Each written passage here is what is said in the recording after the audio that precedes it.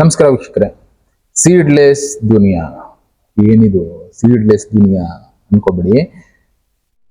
ಎಷ್ಟೋ ಸಲ ನಾವು ದ್ರಾಕ್ಷಿನ ಸೀಡ್ಲೆಸ್ ದ್ರಾಕ್ಷಿ ಇದೆಯಾ ಅಂತ ಕೇಳ್ತೀವಿ, ಇನ್ನ ಸೀಡ್ಲೆಸ್ ಬೇರೆ ಬೇರೆ ಫ್ರೂಟ್ಸ್ ಗಳನ್ನ ಕೇಳ್ತೀವಿ. ಈಗ ಅಂತ ಸ್ಟೇಜ್ಗೆ ಸೈಂಟಿಸ್ಟ್ಗಳು ಕೈ ಹಾಕಿದ್ದಾರೆ. ಅಂದ್ರೆ ಬೀಜನೇ ಬೇಡ, ಹಾಗೆ ಹಣ್ಣುಗಳನ್ನ ಬೆಳಿಬಹುದು, ತರಕಾರಿಗಳನ್ನ ಬೆಳಿಬಹುದು ಅನ್ನೋ ಲೆವೆಲ್ಗೆ ಹೋಗ್ಬಿಟ್ಟಿದೆ ಸೈನ್ಸ್ ಅನ್ನೋದು. ಅದರಲ್ಲಿ ಒಂದು ಎಕ್ಸಾಂಪಲ್ ನೋಡೋದಾದ್ರೆ, ಮೊದಲು ನಿಂಬೆ ಹಣ್ಣಲ್ಲಿ ಸೀಡ್ಸ್ ಇರ್ತಾ ಇತ್ತು, ಈಗ ಮಾಡಿಫಿಕೇಶನ್ ಮಾಡಿದರೆ ನಿಂಬೆ ಹಣ್ಣಲ್ಲಿ ಬೀಜಗಳೇ ಇರುವುದಿಲ್ಲ. ನಿಂಬೆ ಹಣ್ಣು ಆದ್ಮೇಲೆ ಕಲ್ಲಂಗಡಿ ಹಣ್ಣಿಗೂ ಮಾಡಿಫಿಕೇಶನ್ ಬಂದಿದ್ದಾರೆ. ಇನ್ನ ಸೀತಾಫಲ ಇಮೇಜ್ ತೋರಿಸ್ತಾ ಇದೀನಿ. ಎಷ್ಟೋ ಫ್ರೂಟ್ಸ್ ಅಲ್ಲಿ ಸೀಡ್ಸ್ ಅನ್ನೋದೇ ಇಲ್ಲ, ಬೀಜಗಳೇ ಬೇಡ ಅಂತ ಜನ ಕೇಳ್ತಾರೆ. ದ್ರಾಕ್ಷಿ ತಿನ್ನುವ ಬೀಜ ಸಿಗುತ್ತೆ, ಆಪಲ್ ತಿನ್ನುವ ಬೀಜ ಸಿಗುತ್ತೆ, ಎಲ್ಲದರಲ್ಲೂ ಬೀಜ ಇಲ್ಲದೆ ಇದ್ರೆ ಚೆನ್ನಾಗಿರುತ್ತಲ್ವಾ ಅಂತ ನಾವೇನ್ ಮಾಡ್ತಾ ಇದೀವಿ, ಬೀಜ ಇಲ್ಲದೆ ಇರುವಂತ ಫ್ರೂಟ್ಗಳನ್ನ ಕೇಳ್ತೀವಿ. ಸೀಡ್ಲೆಸ್ ದ್ರಾಕ್ಷಿ, ಸೀಡ್ಲೆಸ್ ಆಪಲ್, ಸೀಡ್ಲೆಸ್ ಆರೆಂಜ್, ಈಗ ಕೊನೆಗೆ ಸೀಡ್ಲೆಸ್ ಮ್ಯಾಂಗೋ ಕೂಡ ಬಂದ್ಬಿಡಿದೆ. ಒಳಗಡೆ ಬೀಜ ಅನ್ನೋದೇ ಇರೋದಿಲ್ಲ. ಆದ್ರೆ ಒಂದನ್ನ ಅರ್ಥ ಮಾಡ್ಕೊಳ್ತಾ ಇಲ್ಲ, ಸೀಡೇ ಇಲ್ಲ ಅಂದ್ರೆ ಹಣ್ಣು ಹೇಗ್ ಬಿಡುತ್ತೆ, ಮರ ಹೇಗಾಗುತ್ತೆ? ಇದ್ರ ಬಗ್ಗೆ ನಾವು ಯೋಚನೆ ಮಾಡ್ತಾ ಇಲ್ಲ. ನಮಗ್ ಬೇಕಾಗಿರೋದೇನು ಸೀಡ್ಲೆಸ್. ಆದ್ರೆ ಸೈಂಟಿಸ್ಟ್ಗಳು ಇದನ್ನ ಎಚ್ಚರಿಸ್ತಾನೆ ಇದ್ದಾರೆ, ಸೀಡ್ ಇಲ್ಲ ಅಂದ್ರೆ ಮರ ಗಿಡ ಹೇಗ್ ಬಿಡುತ್ತೆ? ಯಾರ ಮೇಲೂ ಡಿಪೆಂಡ್ ಆಗ್ಬೇಕಾಗಿ ಬರುತ್ತೆ. ನೀವು ಫ್ಯೂಚರ್ ಅಲ್ಲಿ ಅರ್ಥ ಮಾಡ್ಕೊಳ್ಳಿ. ಒಂದು ಸೀಡ್ ಇದೆ ಅಂದ್ರೆ ನೀವ್ ಎಲ್ ಬೇಕಾದ್ರೂ ಬೆಳ್ಕೋಬಹುದು. ಅಟ್ಲೀಸ್ಟ್ ಆ ಬೀಜ ಹಾಕಿ ಆ ಮರನ ಬೆಳೆಸಿ ಅದರಿಂದ ಹಣ್ಣು ತಿನ್ಬಹುದು. ಅದನ್ನ ಹಿಂದಿನ ಕಾಲದಲ್ಲಿ ಮಾಡ್ಕೊಂಡು ಬಂದಿದ್ರು ಎಷ್ಟೋ ಜನ. ಅವರು ಬೆಳೆಸಿದ್ದ ಗಿಡ ಮರಗಳಿಂದ ಇವತ್ತು ನಾವು ಹಣ್ಣು ತಿಂತಾ ಇದೀವಿ. ಅದೇ ಸೀಡೇ ಇಲ್ಲ ಅಂದ್ರೆ ಎಲ್ಲೋಗಿ ತಿಂತೀರಾ ಹಣ್ಣುಗಳನ್ನ ಅಂತಾನೆ ಪ್ರಶ್ನೆ ಮಾಡ್ತಾರೆ. ಆದ್ರೆ ಅದಕ್ಕೆ ಉತ್ತರ ನಮ್ಮ ಹತ್ರನೇ ಇಲ್ಲ. ವಿಜ್ಞಾನಿಗಳು ಇದನ್ನ ಎಚ್ಚರಿಸ್ತಾನೆ ಇದ್ದಾರೆ, ಸೀಡ್ಲೆಸ್ಗೆ ಹೋಗ್ಬೇಡಿ, ಹೋದಷ್ಟು ನಿಮ್ಗೆ ಇಂಪ್ಯಾಕ್ಟ್ ಫ್ಯೂಚರ್ ಅಲ್ಲಿ ಆಗುತ್ತೆ ಅಂತ. We are slowly getting rid of all seeds and fruits and vegetables. And honestly, it's brilliant because once every apple, grape, watermelon, and tomato is seedless, guess who controls life itself? There's no more planting your own food, no more saving seeds for next season. Everything you eat, everything that grows will come from our labs. And when the last natural seed is gone, we can make them rare, expensive, maybe even licensed. Only billionaires will have gardens and everyone else will subscribe to eat. Sounds insane, right? But it's already happening. Seedless isn't convenience, it's containment. Every time you pick up a seedless fruit, you're holding a future that can't reproduce. So, yeah, expect more seedless everything because the easiest way to control the world is to stop it from growing. So remember, stay safe out there.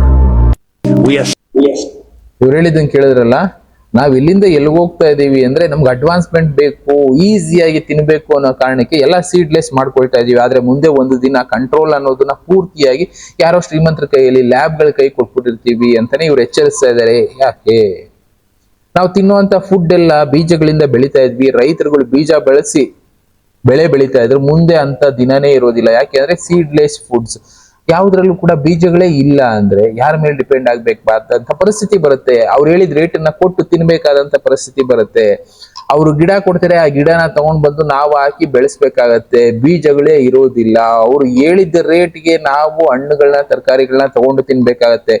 Even ಎಲ್ಲದ್ರಲ್ಲೂ seeds ಗಳಿಲ್ಲ ಅಂದ್ರೆ ಬೆಳೆಯೋದಕ್ಕೆ ಏನ್ ಮಾಡ್ಬೇಕು? ನಾನು ಅದೇ ಹೇಳಿದ್ನಲ್ಲ, ಗಿಡ ಮರಗಳನ್ನ ಇವ್ರ ಹತ್ರ ನಾವು ಪರ್ಚೇಸ್ ಮಾಡ್ಬೇಕಾಗತ್ತೆ. ಅವಾಗ ರೇಟ್ ಅನ್ನೋದು 1ಕ್ಕೆ 100 ಪಟ್ಟು ಕೊಟ್ಟು ತಿನ್ನುವಂತ ಪರಿಸ್ಥಿತಿ ಬರುತ್ತೆ ಫ್ಯೂಚರ್ ಅಲ್ಲಿ. ಫ್ಯೂಚರ್ನ ಯಾರು ಡ್ಯಾಮೇಜ್ ಮಾಡ್ತಾ ಇದೀವಿ? ನಾವೇ ಡ್ಯಾಮೇಜ್ ಮಾಡ್ತಾ ಇದೀವಿ ಅಂತ ಅರ್ಥ ಮಾಡ್ಕೊಳ್ಳಿ ಅಂತ ಸೈಂಟಿಸ್ಟ್ಗಳು ಎಚ್ಚರಿಸ್ತಾರೆ. ಇದಕ್ಕೋಸ್ಕರನೇ ಸೀಡ್ಲೆಸ್ ಬೇಕು, ಸೀಡ್ಲೆಸ್ ಬೇಕು. ಆದ್ರೆ ಸೀಡ್ಲೆಸ್ ಇಂದ ಫ್ಯೂಚರ್ ನಾವೇ ಇರೋದಿಲ್ಲ ಅನ್ನೋದನ್ನ ಅರ್ಥ ಮಾಡ್ಕೊಳ್ಳಿ, ಎಚ್ಚರಿಸ್ತಾ ಇದ್ದಾರೆ. ಅದಕ್ಕೆ ಕೆಲವೊಬ್ರು ಏನ್ ಮಾಡ್ತಾ ಇದ್ದಾರೆ, ಹಳ್ಳಿಗಳಲ್ಲಿ ಇದನ್ನ ಅರ್ಥ ಮಾಡ್ಕೊಂಡಂತ ರೈತರು ಎಷ್ಟೋ ಕಡೆ ಸೀಡ್ಗಳನ್ನ ರಕ್ಷಿಸೋ ಕೆಲಸ ಮಾಡ್ತಾ ಇದ್ದಾರೆ. ಅದ್ರಲ್ಲಿ ಒಬ್ರು ಲೇಡಿ ಕೂಡ ಮಹಾರಾಷ್ಟ್ರದವರು 16 ವರ್ಷಗಳಿಂದ 100 ಸ್ಥಳೀಯ ಬೀಜಗಳನ್ನ ಕಲೆಕ್ಟ್ ಮಾಡಿ ರೈತರಿಗೆ ಸಪೋರ್ಟ್ ಮಾಡೋ ಕೆಲಸ ಮಾಡ್ತಾ ಇದ್ದಾರೆ. ಮುಂದೆ ಈ ಬೀಜ ಇಲ್ಲ ಅಂದ್ರೆ ನೀವು ಬದುಕೋದು ಕಷ್ಟ ಆಗುತ್ತೆ ಅನ್ನೋ ಕಾರಣದಿಂದ ಅವ್ರು ಈ ಕೆಲಸ ಮಾಡ್ತಾ ಇದ್ದಾರೆ.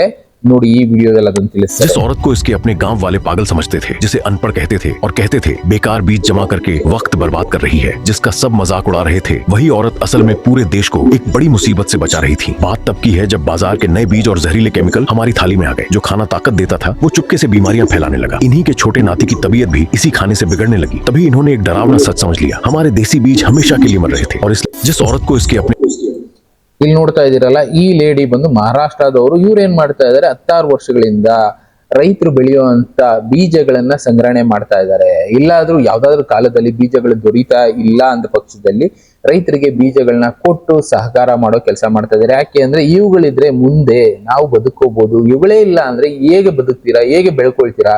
ಮಣ್ಣಲ್ಲಿ ಯಾವುದೇ ಗಿಡ ಬೆಳೆಸ್ಬೇಕು ಅಂದ್ರೆ ಅದ್ರ ಬೀಜ ಮುಖ್ಯ ಅಲ್ವಾ? ಅಂತ ಬೀಜಗಳನ್ನ ಸಂರಕ್ಷಿಸೋ ಕೆಲಸ ಒಬ್ರು ಲೇಡಿ ಮಹಾರಾಷ್ಟ್ರದಲ್ಲಿ ಮಾಡ್ತಾ ಇದ್ದಾರೆ. ಜನರು ಇವ್ರನ್ನ ಹುಚ್ಚರು ಹಾಗೆ ಹೀಗೆ ಅನ್ಕೊಂಡ್ರು. ಕೊನೆಗೆ ಗೊತ್ತಾಯ್ತು ಆ ಬೀಜಗಳಿಲ್ಲ ಅಂದ್ರೆ ಬದುಕೋದಕ್ಕೆ ಆಗೋದಿಲ್ಲ ಅಂತ. ಇವತ್ತು ಅವರು ರೈತರಿಗೆ ಮಾಹಿತಿ ಕೊಡ್ತಾರೆ, ಟ್ರೈನಿಂಗ್ ಕೊಡ್ತಾರೆ.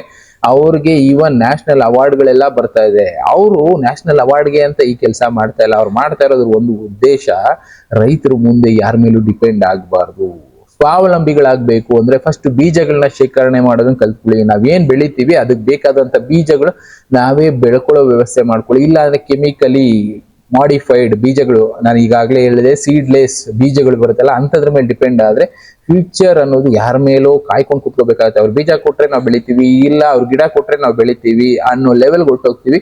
ಆ ಮಟ್ಟಕ್ಕೆ ನಾವು ಹೋಗೋದು ಬೇಡ. ಇವತ್ತಿದ್ದಾನೆ ಎಚ್ಚರಿಕೆ ವಹಿಸಿ, ಸೀಡ್ಸ್ ಅಂದ್ರೆ ಬೀಜಗಳನ್ನ ಕಾಪಾಡಿ ಅಂತಾನೆ ಹೇಳ್ತಾ ಇರೋದು. ಈವನ್ ನಾರ್ವೆನಲ್ಲೂ ಪ್ರಪಂಚದ ಎಲ್ಲಾ ದೇಶಗಳು ಸೇರ್ಕೊಂಡು ಕೋಟ್ಯಾಂತರ ವೆರೈಟೀಸ್ ಆಫ್ ಬೀಜಗಳನ್ನ ಶೇಖರಣೆ ಮಾಡೋ ಕೆಲಸ ಮಾಡೋರು. ಯಾಕೆ? ಇಂಥದ್ದೇ ಅನಾಹುತ ಸಂಭವಿಸಿದ್ರು ಆ ಬೀಜಗಳಿಂದ ಮತ್ತೆ ಗಿಡಗಳನ್ನ ಬೆಳ್ಕೋಬಹುದು, ನಾವು ಬದುಕಬಹುದು ಅನ್ನೋ ಒಂದು ಕಾರಣಕ್ಕೆ ಅಂತ ಒಂದು ಮಾತೆ ಇವ್ರನ್ನ ಕರೆದಿದ್ದಾರೆ. ಅದಕ್ಕೋಸ್ಕರನೇ ಇವತ್ತು ರೈತರು ಅರ್ಥ ಮಾಡ್ಕೋಬೇಕಾಗಿರೋದು, ಯಾವ್ದನ್ನ ಬೆಳೆಸ್ಬೇಕು, ಯಾವ್ದನ್ನ ಉಳಿಸ್ಬೇಕು ಅರ್ಥ ಮಾಡ್ಕೊಳ್ಳಿ. ಸೀಡ್ಸ್ ಅನ್ನೋದು ಎಷ್ಟು ಇಂಪಾರ್ಟೆಂಟ್ ಅನ್ನೋದನ್ನ ತಿಳ್ಕೊಳ್ಳಿ. ಇದಿಲ್ಲ ಅಂದ್ರೆ ನಮ್ಮ ಫ್ಯೂಚರ್ಸ್ ಇಲ್ಲ ಅನ್ನೋದನ್ನ ಅರ್ಥ ಮಾಡ್ಕೊಳ್ಳಿ. ಈ ತರದ ಎಷ್ಟೋ ಮಾಹಿತಿಗಳು ನಮ್ಮ ಸುತ್ತಮುತ್ತ ಇರುತ್ತೆ, ನಿಮಗೆ ತಿಳಿಸೋ ಕೆಲಸ ಮಾಡ್ತೀನಿ. Thank you. ಮತ್ತೆ ಸಿಗ್ತೀನಿ. ಬಾಯ್.